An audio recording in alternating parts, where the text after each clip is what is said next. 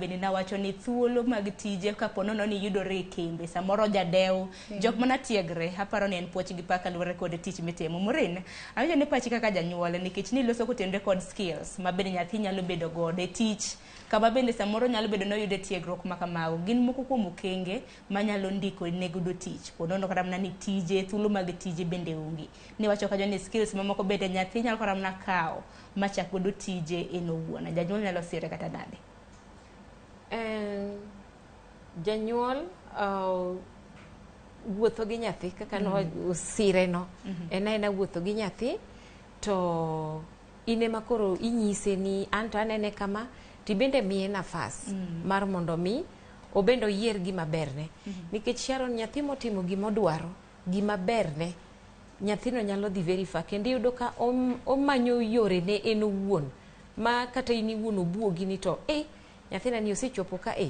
to mae timore nikech janyuol omiye thuolo mar mondo mi otim gima nonego bed notimo. To kadok chien mana kaka nanyisi cha janyuol onego bed ni nyiso nyathi ni oko ka ok ni isomo mondo mi obi ndiki chieng' moro isomo mondo mi gimi somo ni obi okonyi in iwuon iyud kaka inyalo konyori. Ing'eni nitie kata mana paro ma bende nochiw kacha gi jolony daktari kanyakla kod Lilian wacho paro moro japuonjre nitiere skills to nitiere somo. Onyalo yudo kata mana first class honors adiera nyier ong'e somo ong'e mar buk to koro kotere ground kacha to koro weche opogore. Ing'eni nitiere pogruok bende? Sharon en very rare en very rare. Neno kaka koro Rose osomo kuchocho notimo theory and ang'e maber ni practicals bende nikacha mane gin skills dono ko wacho ni kobiro ka to koro en mana hands on ma iyudo ka owachonwa maber ka ni chopo kama koro ng'at mane tere through supervisor cha koro onge koro en owuon ema gini koro dong'ne to iyudo ko perform maber malich to emonda nyisi ni nyithindo masani Sharon nyithindo gi so sharp nyithindo gi riek nyithindo gi by the way gine innovators masani iyudo ka nitiere gik ma gizindua kuzindua en fwenyo kata mana yango gi yango kendo gifwenyonwa gik moko mopondo kabisa koro nyithindo gi dwaro mana nafas to yiena mondo anyisi ni ing'eni sirikal bende nigi ting' mar mondo nyithindwa gieki oyud kaka konyore kendo kaka kelo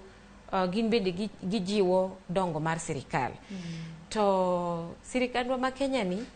anto kaka janyuol samora neno nokoso nikech nyithindo yie somo gidhi skul jonyuol chulo fees to ka giwuok to nyithindo ywak nokonyisa ni katieko to tich onge nonyisa ni katieko to tich dhi yudore. Koro temo to gisetemo kidogo iyudo kata kama nyocha ni jatend piny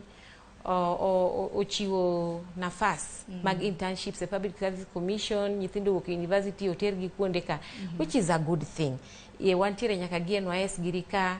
mago are good things but koro kuchopo kar employment ka machingi ni gin mana internship yes nyathi bodhi kacha kaka no puonji gino chop kacha cha miye kata mana pesa matin nitiere kata mana interns moko michulo pesa moro matin mar transport gi chiemo yes mano bende pod ber companies moko timo osebedo confirmed gi Madam Lilian. Koro gima chwanya iyudo ka samoro wan jonyuol ondikwa e tich Sharon wadwa dak e tijni 60 years 65 years ma jonyuol nuoya ma nosechopo kacha ne kacha Madam Maisha Juma riembo giwacho ni waende wakiendanga koro gipong'o kacha cha giketo jam ma nyithindo wanyuolo nyithindo somo to nyithindo kama dhie onge koro anto gipacha kaka janyuol aneno ni sirikal onego punguza retirement age mar jonyuol. Ino ni giketa di kisechopo ka iti kata owachno ndiki gimoro ka in kata 20 kanyo ero 20-25 years ti kichopo gimoro 45 wuogi dhi wene nyithindo nafas ero kama na ina Kenya koronga jwango pachi nango bedo kwa twak malach bana neno ka nyaka sani negbeni waka oyo matinya koronga jwango ng'eni ka gisani kose ka oyo matin kon waduogo Cleophas Olochi biro bedo